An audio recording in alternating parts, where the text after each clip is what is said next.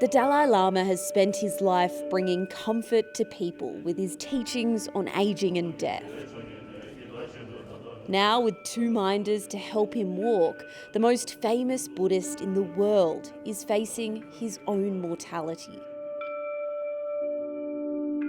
He's in human form, so there has to be degeneration of his body, which is a natural thing, which every one of us accept. The Dalai Lama's cut down on official events, but he's making a rare outing on his 87th birthday to open a new museum in his honour. Old friend. Happy birthday, Oh, Happy birthday, many more. As he ages, the question of who will replace him has become more urgent and political than ever. Tibet supporters are at a period when we are choosing not to discuss about this issue, when choosing not to discuss about post-Dalai Lama. But that's a reality that we can't escape. The Dalai Lama's birthday is an opportunity for Tibetans to celebrate their culture freely. They believe the Dalai Lama is the human manifestation of an enlightened being, but has chosen to live on Earth to guide people. For 600 years, when a Dalai Lama has died, a complex process begins in the search for the next reincarnation. The previous Dalai Lama, the 13th, who died in the 1930s, was seen to be looking to the east when he died. And so they started to think that they should look in the east. They sent a team to look at a sacred lake, which is believed to be possessed by a mountain spirit that shows signs in the lakes. They were led to a Tibetan village where they found a 2-year-old boy. And he seemed to recognize objects like a walking stick and a rosary that had belonged to the previous Dalai Lama.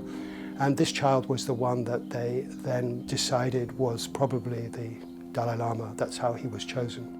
The 23-year-old Dalai Lama, the Tibetan God King. After years of threats of war from China, the Dalai Lama left Tibet in 1959, disguised as a soldier, worried about his and his people's safety. Thousands of Tibetans followed him to Dharamshala, where the Indian government allowed them to settle. Tenzin Sundu's family were among them. My mother, she had heard stories of nearby villages which had been plundered by the Chinese invading forces. And she, along with her mother, my grandmother, they had to escape. Tibetans still living in their homeland aren't allowed to sing their national anthem like this. Thousands have reportedly been imprisoned by the Chinese government, and China says it also wants to appoint the next Dalai Lama. These are all efforts, according to experts, to shift Tibetan allegiances to China.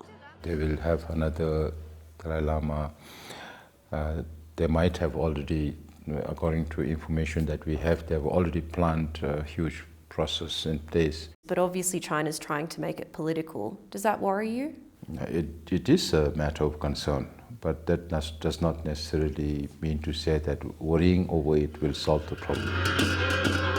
So the Dalai Lama said instead of the years of rituals traditionally needed to find the reincarnation, he'll decide how it will happen on his 90th birthday, floating many different ideas.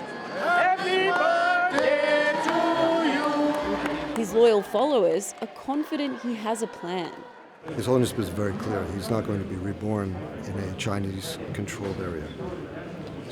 And that leaves other possibilities. And it also leaves it open whether he'll be a man or a woman in his next incarnation. Whatever His Holiness is doing now is very smart, because China cannot handle unpredictable things. The birthday celebrations for the Dalai Lama have been completely focused on young Tibetans. And something we've heard from people of all different backgrounds here is that the future of the next generation is dependent on foreign governments like Australia's recognising Tibetans' choice for the next Dalai Lama. the world finally sees People's Republic of China as a threat to the freedom and voice of democracies around the world, it's a perfect time for us to let them know and remind them. We've been doing that for the past 60 years. As another birthday wraps up, the Dalai Lama makes one final statement to the crowd.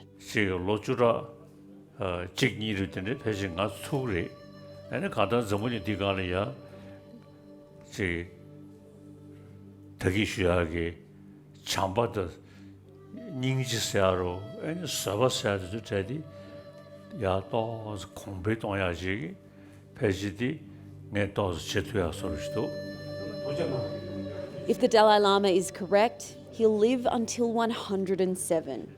But like his teachings say, no one can control death. Avni Dias, ABC News, Dharamshala.